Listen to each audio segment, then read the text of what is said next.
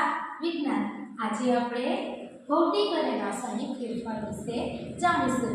ચલો વિદ્યાર્થી મિત્રો, મને કહો ફેરફાર એટલે શું?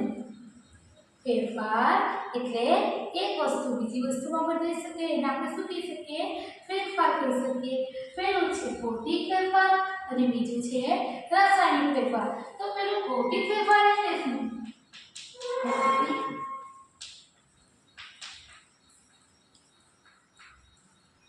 ભૌતિક ફેરફાર એટલે એવો ફેરફાર કે જે પદાર્થની અવસ્થામાં, પદાર્થના કદમાં ફેરફાર થતો હોય તો એને શું કહેવામાં આવે? ભૌતિક ફેરફાર। એટલે કે એની બાહ્ય રચનામાં જે આપણે જોઈએ છીએ એની અવસ્થા બદલાય તેને શું કહેવામાં આવે? ભૌતિક ફેરફાર। જેમ કે આપણે બરફ ફ્રીઝરમાં મૂક્યો છે, હવે થોડીક વાર પછી એને આપણે ગ્લાસમાં કાઢીને મૂકી દઈએ અને 1 કલાક પછી જો આપણે એનું અવલોકન કરીએ તો એ શું બની જશે? પાણી। તો બરફનું પાણી થવું એને શું કહેવામાં આવે? ભૌતિક ફેરફાર। હવે આ પાણીને જો આપણે ફરી પાછું ફ્રીઝમાં મૂકી દઈશું બરફ કરવા માટે તો એ ઠરી જશે, એટલે એ કેવો થયો? ઉલટાવી શકાય તેવા ફેરફાર। વિદ્યાર્થી મિત્રો, તમે ધોરણ 6 માં 2 પ્રકારના ફેરફારો ભણી ગયા, ઉલટાવી શકાય તેવા અને ઉલટાવી ન શકાય તેવા। જે ઉલટાવી શકાય તેવા ફેરફાર કોને કહેવાશે? તો એક વખત જો આપણે કોઈ ફેરફાર કર્યો અને ફરીથી આપણે જે મૂળ વસ્તુ મળે તો આપણે એને શું કહી શકીએ? ઉલટાવી શકાય તેવો ફેરફાર। અને એક વખત આપણે ફેરફાર કરી લઈએ અને મૂળ વસ્તુ જો આપણને નહીં મળે તો આપણે તેને શું કહીશું? ઉલટાવી ન શકાય તેવા ફેરફાર। હવે અહીંયા કેવો ફેરફાર ભણવાના છે? ભૌતિક અને રાસાયણિક ફેરફારો। તો ભૌતિક ફેરફારો કે હંમેશા ઉલટાવી શકાય તેવા ફેરફારો હોય છે। હવે અમે એક ઉદાહરણ તમને આપી દીધું છે કે બરફનું પાણી થવું। હવે બીજું ઉદાહરણ જોઈએ। આ એક કાગળ છે, તો એ કાગળને હું આ રીતે ઘડીઓ વાળું છું, મને જે રીતે ફાવશે એ રીતે હું ફોલ્ડ કરું છું। ચાલો, આ કાગળ આકાર બદલાયો છે, જેવું છે તેવું રહ્યું, નાનું થઈ ગયું, ઘડીઓ થઈ ગઈ એની। હવે એ કાગળને હું ઓપન કરી દઈશ, ફરીથી આપણે મૂળ કાગળ મળી ગયો, એટલે એની ઘડીઓમાંથી ફરીથી આપણે કાગળ મેળવી શક્યા। એટલે એને કેવો ફેરફાર કહેવાય? ઉલટાવી શકાય તેવો અને આ ભૌતિક ફેરફાર।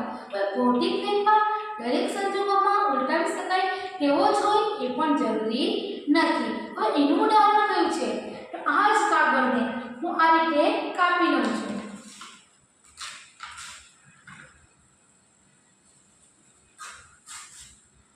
હવે આની અવસ્થા બદલાઈ ને। હવે એ કાગળને ફરીથી હવે હું અહીંયા જોઈન્ટ કરું તો એ થશે? મૂળ કાગળના જેવો આપણને મળશે? ના। એટલે દરેક સંજોગોમાં ભૌતિક ફેરફાર એ ઉલટાવી શકાય તેવા ફેરફાર હોતા નથી। હવે આપણે એમ કહી શકીએ કે આપણે મમ્મી જે ઘરે લોટ બનાવે છે રોટલી બનાવવા માટે, એ લોટમાંથી ડૂબો લઈને રોટલી વણી લઈએ, હવે રોટલીનો આકાર આપણને લાગે ભાઈ હવે આ બરાબર નથી તો ફરીથી આપણે એમાંથી ડો બનાવી શકીએ। તો એ કેવો ફેરફાર છે? ભૌતિક ફેરફાર છે। ભૌતિક ફેરફારની અવસ્થા બદલાય, એનો શેપ બદલાય, એનો કલર બદલાય। હવે આપણે જોઈશું રાસાયણિક ફેરફાર। તો મેં તમને આગળ કીધું કે વિદ્યાર્થી મિત્રો, રાસાયણિક ફેરફાર એટલે ઉલટાવી ન શકાય તેવા ફેરફાર। એની અવસ્થા, એનો રંગ, એનો ગંધ બદલાઈ જાય। હવે જેમ કે દૂધમાંથી દહીં થવું, દૂધમાંથી દહીં થાય એટલે દૂધ લાગે, દૂધનો જે સ્વાદ છે અને દહીંનો સ્વાદ એ બદલાઈ જશે। દહીં ખાટું હોય ને, બરાબર, તો એ કેવું છે? રાસાયણિક ફેરફાર છે।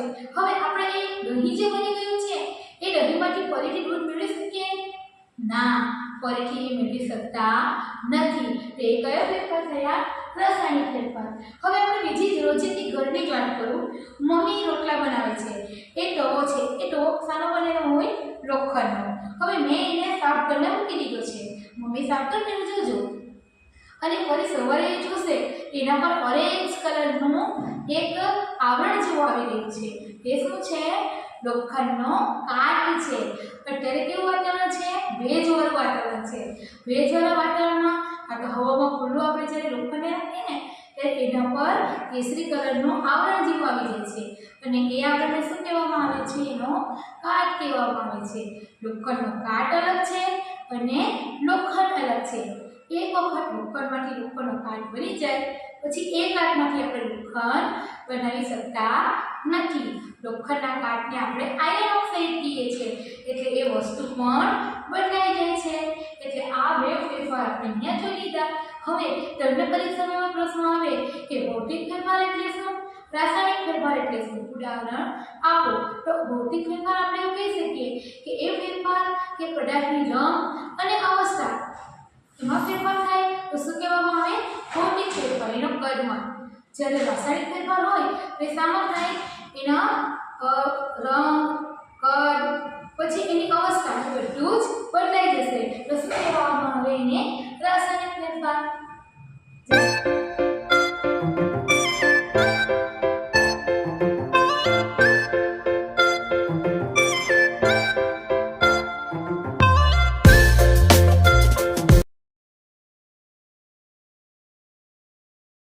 પટ્ટી લો, તેને કાચ પેપર વડે સાફ કરો. હવે ચીપિયાની મદદથી મીણબત્તીની જ્યોત પર ધરો તો એ જગારા મારતી જ્યોતથી સળગે છે. એની રાખને પેટ્રોડીસમાં ભેગી કરો. હવે આ જે રાખ છે એ મેગ્નેશિયમ જેવી દેખાય છે? ના, એનાથી અલગ દેખાય છે. મેગ્નેશિયમને ઓક્સિજન સાથેની પ્રક્રિયાથી મેગ્નેશિયમ ઓક્સાઇડ બને છે, કે જે એક અલગ જ પ્રકારનો પદાર્થ છે, એક પ્રકારનો રાસાયણિક ફેરફાર છે. મેગ્નેશિયમ અને ઓક્સિજનની પ્રક્રિયાથી મેગ્નેશિયમ ઓક્સાઇડ જે બને છે એ એક રાસાયણિક પ્રક્રિયા છે.